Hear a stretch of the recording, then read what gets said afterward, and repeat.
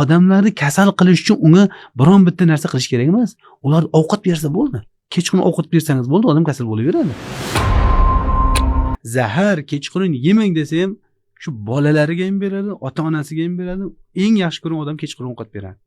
Chunki bizni mentalitetimizda, SNG mentalitetida zavtrak yo qiladi, yo qilmaydi, abitga ulgurmaydi, kechqurun ujinda dasturxon oila davrasida oshni, lag'manni yoki boshqa narsani yeyish kerak. 5 barmoq.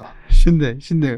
Bularga yemang desa, ularga xuddi boshqacha, lekin ular bilish kerak, zaharligini bilish kerak.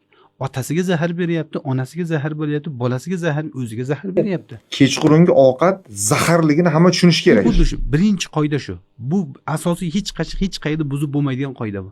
Kimdir yeyapti, uni sog'lig'i ketyapti. Buni Jahon Sog'liqni saqlash tashkiloti ham isbotlab qo'yibdiki, kechqurun ovqat yeydigan odamlarda insult, infarkt, sahr, davlena eng og'ir kasalliklar o'smalar shunda uchraydi. Ertalabki foydali biladi, ertalab ovqat yeyishmaydi ular. Nimaga kechqurun ertalab ovqat yemaydi desa, ular kechqurungi ovqat ishtahani bo'g'ib tashlagan bo'ladi, endi ovqat yeyishmaydi. Shakar choyni ichsa ichadi, yoki bo'lmasa bir narsa yeydi, bo'lmasa ketib qolishadi. Unda ovqat ye. Eng zo'r ovqat hazm bo'ladigan vaqt 7 dan 5 dan 7 ertalabki vaqt. Shuning uchun aytadiki, ertalabki ovqatni o'zing yegin. Bu eng zo'r foyda. Kechqurun ovqat hazm bo'ladigan vaqt emas, kechqurun zahar tozalanadigan vaqt. Bizning organizm kechqurun zahar tozalashi kerak edi aslida.